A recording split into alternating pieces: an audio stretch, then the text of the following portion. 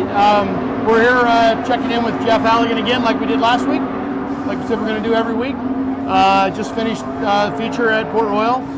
Passed some cars tonight, both in the heat and in the feature. Ended up 6th, I guess. But take us through your night. The car seemed pretty good, but just didn't quite have what you needed at the end. So. We're getting there. I think the heat race, we started 7th, got to 3rd, and I feel like we were the best car on the track at that point. Agreed. I mean, we were able to pass cars. The first time all year we've been able to pass cars our 3rd race. In the other races, we were just kind of hanging on. So this time we're on offense, passing cars, which is always a good thing. Yeah. And then the feature, we started 9th. I think we passed a couple of cars on the start. Woodall got by me then again after I passed him.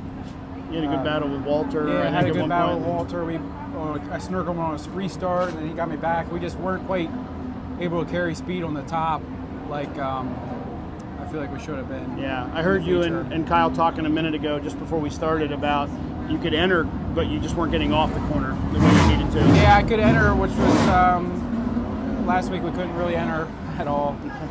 Progress, right? Yeah. It takes some time. Yeah, but we just like being able to run through the center and getting off. I mean, we weren't getting off terrible. It was just so fast around the top. It was one lane around the top.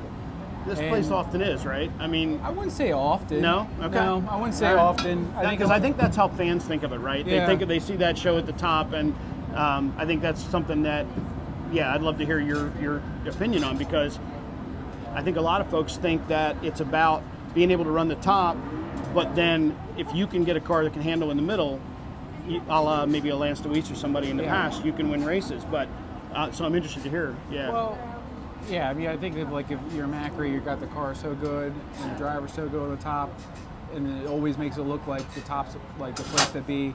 That's fair. But I feel like at a track like this, it's hard to get to that point just because of all the speed. Right. I mean, Port Royal is like glass sometimes. Yeah. So if the car gets a little upset, it takes forever to recover because you're already up. It's like ice once you get up. Once the car gets up out of itself, you're just spinning tires at that point. So I think a lot of nights you can move around and move around, especially with dirty air. Yeah. Because like the dirty air, if everybody's running the top, they're not as good in dirty air. So you can move around. Like even Lance in that feature, he was running the middle of the top. He was running a lot of the middle. So it's definitely possible to get your car right. That's why I like Port, because it's all about getting your car right. And if your car's right, you're going to be able to pass cars. Right. No matter the circumstances. Makes sense. Yeah. No, I mean, so you've had a good start to the season. You had a podium, 7th, 6th. You're up there. You're in contention. You're close, obviously, and you guys feel like you're getting closer every week. And I think that's what that progress. You guys see it. The gains you're making. It doesn't always equate to a bunch of positions, but you're making gains.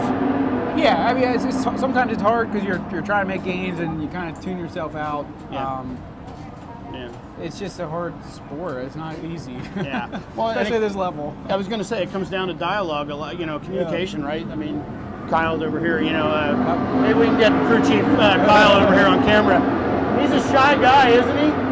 Hey, Kyle, come on over here a second. Yep. Let's get Kyle in here really quick. So we're just talking a little bit about. I'm going to see if I can get all three of you on here, but all three of us. But talking a little bit about the communication that's required with you guys, right? Yeah. And how you guys work. You've been together now several years. So you've worked that out a little bit. But how do you guys communicate? How does that work for you guys? Like, is it him talking to you? Is it you asking questions? Like, how does it work for you guys? A little bit of both. I think sometimes he's not very good at saying exactly what the car's doing, or his terminology is a little off from what I'm used to or want to hear. Even after this many years, you still have. But on the same realm, after all these years, I know what questions to ask now to try to fine tune in exactly what he's saying. And, we try to give a debrief a little bit and then make a call for that. Yeah. That helps a little bit. Let him get out of the car, complain for a couple minutes, and then actually give you feedback. I got it. Yeah. No, I mean, if you're in the pits like I am and other people are, you see that, right? You guys, you get out, you're not satisfied, right? But you then you come in here, you chat, you figure it out, you get on the same page about what you think, and it's problem solving, right? I mean, every night's a different night. You know, right now still trying to figure these cars out. The 1-inch whipper rule, it's a little different things we're getting used to yet. You know, there before we used to not be able to enter. It seemed like we got entering better tonight. Right. Right. Just got put a whole night together. You know, we were real good in the heat race, better in the feature, but not where we need to be exactly yet. But and it was a draw start, so you started deep. Yeah. Past cars. You know, I mean, you're working against that too, right? So the format isn't always your friend. Right. Right. So, and you got time trial shows coming up, you know, soon, right? Is the Kaufman Classic a time trial show for you guys next week? Next week's a big race for us. Yeah. Kaufman Classic. Yeah. Time trials, so everybody's going to be here. And if you're a little off, it shows. Yeah. Well, I got a question for you guys on the technical side then. And this is, I don't know, there's a lot of talk out there about tires, wings, all this stuff. If you could change something about the cars today, what would you change, if anything? Or no comment? my thing would be open tire roll. Open tire roll? Easy. Yeah. I mean, tires cost $340 a tire right now. We go through 2 minimum a night. We have to get 10th to make 1,000 plus the $250 in fuel we use a night. Yeah. I mean, that doesn't even count getting a car out of the trailer. Some competition, right? And getting the car to the track. I mean, it's just, it's crazy. When we started running 410s in 2020, it was $225 a tire. We were talking about that tonight. So it's like, it's crazy. Yeah, the costs keep going up. Yeah. Well, what would you change? What would you change, Kyle? Yeah. I would definitely like an open tire would be nice. Or, you know, even if there was a second person in the game, you know. Yeah. Competition's always good, right? Right now, at least the tires aren't delaminating. You know, last year they were doing that pretty bad. We've made great. That's definitely we junked the car everyone, but I'd like to see at least one more in the game. And another thing is, I think right now with the flat top wings, makes it hard for racing.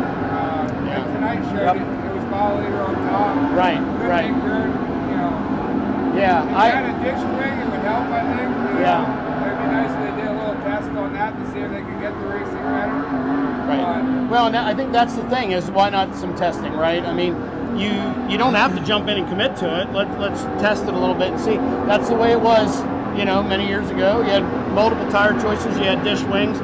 And then costs got a little out of control, but I think we all know costs get out of control no matter what the rules are, right? It's because people are always trying to find the advantage. So. I mean, it's one thing if costs are out of control, an engine that's going to be worth something in 3, 4 years, 5 years. It's another thing when you're destroying $750 of tires a night. Right. I mean, it's like two different ball games. And now the cutest member of the crew has showed up. Yeah. Just needs to get some balls. There you go. Well, and there you have it, folks. So, you know, we're here to give you the truth. We won't make Jeff comment on that. But so no, I think that's good. I think it's conversation. It's obviously a big conversation these days, right? It's huge. Yeah. So all right, we're getting down on time. I know we want to keep these quick. So now I have my question for Jeff that he doesn't know what's coming. Since you're here, I'm going to ask both of you. What's your celebrity crush? You have time to think. Do you have one? Man. And why is it Jennifer Aniston? It's not Jennifer Aniston. No. Oh my gosh. I'll give him a second. Here, give him a second to think. Kyle's got an answer. It's probably my wife.